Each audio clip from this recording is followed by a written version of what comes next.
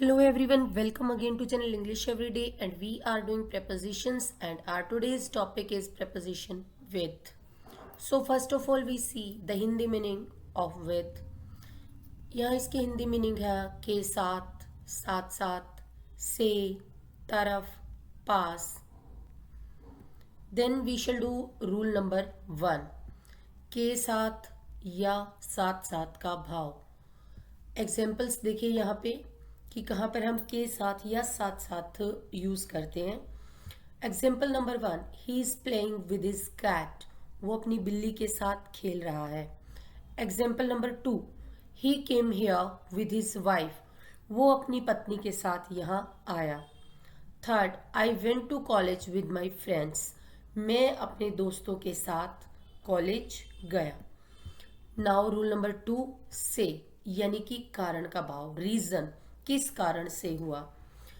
तो एग्जाम्पल देखिए, her eyes are red with tears. उसकी आंखें आंसुओं के कारण लाल हैं या आंसुओं से लाल हैं. Second, he was burning with anger. वह गुस्से से जल रहा है. Third, Parul is crying with pain. Parul दर्द से रो रही है. Fourth, she is trembling with fear. वह डर से कांप रही है. नेक्स्ट देखते हैं हम रूल नंबर 3, कार्य करने के तरीके यानी कि मैनर का भाव, के किस तरीके से कार्य हुआ. एग्जाम्पल्स देखिए, he won the race with ease. वो आसानी से रेस जीत गया. अब देखिए यह तरीका कौन सा है, आसानी से जीत गया. सेकेंड है, the boys were sitting in the class with patience. तो लड़के जो थे वो क्लास में कैसे बैठे थे, शांति के साथ, with patience. He shared gifts with love. उसने अपने गिफ्ट शेयर किए प्यार के साथ. तो ये क्या था, मैनर. नाउ रूल नंबर 4, गुण विशेषता बताने का भाव, क्वालिटी. अब किसी में कोई स्पेशल क्वालिटी है तो उसको भी विद के साथ हम कैसे बताते हैं. एग्जाम्पल्स 1 देखिए, she is a girl with शाई नेचर. वह एक शर्मीले स्वभाव की लड़की है. सेकेंड है, he is a boy with long nails. वह लंबे नाखून वाला लड़का है. थर्ड है, she is a girl with big blue eyes. वह एक बड़ी नीली आंखों वाली लड़की है. नाउ रूल नंबर 5, के रहते का भाव. के रहते का मतलब उस चीज के होते हुए भी, किसी भी चीज के.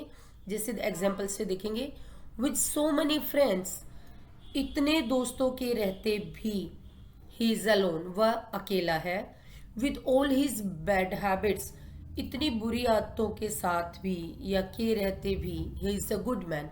वो एक अच्छा इंसान है. With all his wealth. इतना पैसा के रहते ही भी, ही इज अनहैप्पी. वो क्या है, उदास है. रूल नंबर 6 है, सहमति या विरोध का भाव. किसी के साथ आप एग्री होते हो या एग्री नहीं होते हो, विरोध या किसी के अगेंस्ट होते हो. एग्जाम्पल्स देखिए, I agree with my father's decision. मैं अपने पिता के निर्णय से सहमत हूं. They agree with your advice. वो आपकी सलाह से सहमत हैं. I will fight with the enemy. मैं जो है दुश्मन से लड़ूंगा.